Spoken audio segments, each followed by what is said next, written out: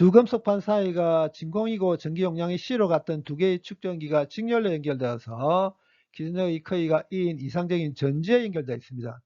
두 축전기 중에 한 개의 유전상수가 카파인 유전체를 삽입할 경우 이 전지를 통해서 이동하는 전하량과 유전체가 삽입된 축전기에서 유전체를 삽입하기 전과 후에 두 금속판 사이 전기장 크기가 증가하는지 감소하는지 판별하게 해보도록 하겠습니다.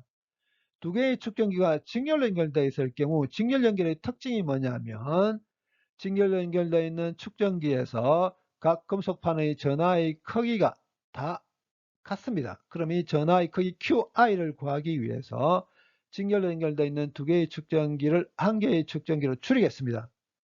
직렬로 연결되어 있는 두 개의 축전기를 한 개의 축전기로 줄일 경우 등가 전기 용량분의 1은 직렬로 연결되어 있는 두 축전기의 전기 용량분의 1을 더한 것과 같지요. 이 녀석이 C분의 2거든요. 구하려고 하는 건 이 녀석입니다. 등가 전기 용량 2분의 C입니다. 직렬로 연결되어 있을 경우 직렬로 연결되어 있는 축전기에서 금속판의 전하의 크기는 다 같다고 했습니다. 그렇기 때문에 직렬로 연결되어 있는 두 개의 축전기를 한 개의 축전기를 줄인다 하더라도 전하의 크기는 변하지 않습니다. 그럼 QI를 구하기 위해서 이 등가 전기 용량의 기준점을 곱하면 되거든요. 이 등가 전기 용량이 2분의 C입니다. 그래서 QI가 이렇게 됩니다. 이제는 이 축전기에 유전상수가 카파인 유전체를 삽입하겠습니다. 그러면 전기 용량이 변합니다. 그럼 새로운 전기 용량은 두 금속판 사이가 진공일 때의 전기 용량에 유전상수 카파를 곱하면 됩니다.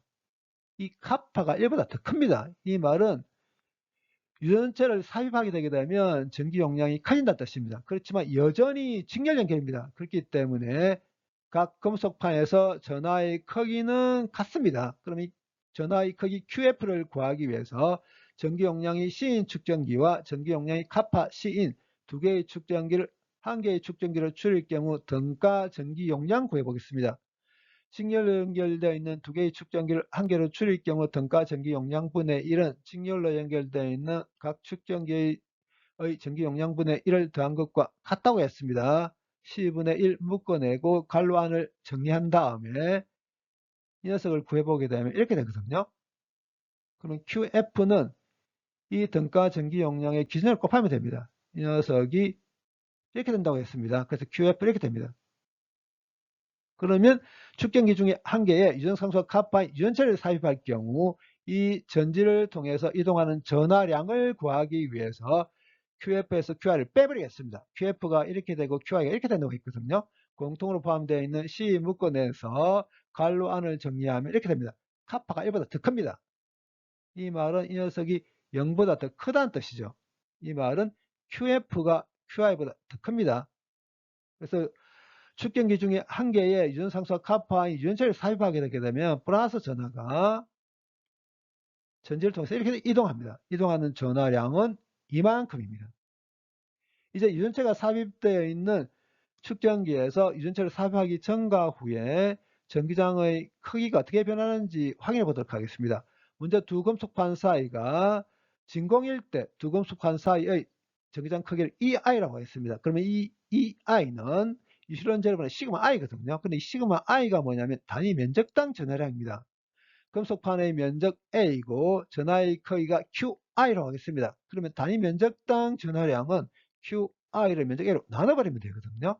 그래서 두 금속판 사이가 진공일 때 두 금속판 사이 전기장 크기가 이렇게 됩니다. 이제는 두 금속판에서 전하의 크기는 QF인데 두 금속판 사이가 진공이라고 가정하겠습니다. 그렇다면 이 두 금속판 사이 전기장 크기 EF는 이 녀석과 유사하게 이렇게 쓸 수 있거든요. 근데 실제로는 두 금속판 사이에 유전상수가 카파인 유전체가 삽입되어 있습니다. 이 경우에는 이 유전체에 의한 전하까지도 다 생각해야 되거든요. 그럼 이 유전체에 의한 전하까지 다 생각하기 위해서는 어떻게 하면 되냐면 이 QF를 유전상수 카파로 나눠버리면 됩니다. 그래서 두 금속판 사이에 유전상수와 카파인 유전체가 삽입되어 있을 경우 두 금속판 사이에서 전기장 크기가 이렇게 됩니다. 그렇다면 전기장 크기가 증가하는지 감소하는지를 판별하기 위해서 EI분의 EF의 비를 구해 보겠습니다. EI가 이렇게 되고 EF가 이렇게 되거든요.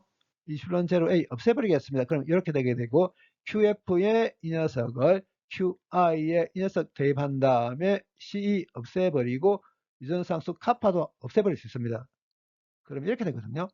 카파가 1보다 더 큽니다. 그러니까 분모가 분자에 비해서 더 크다는 뜻입니다. 1보다 작겠죠.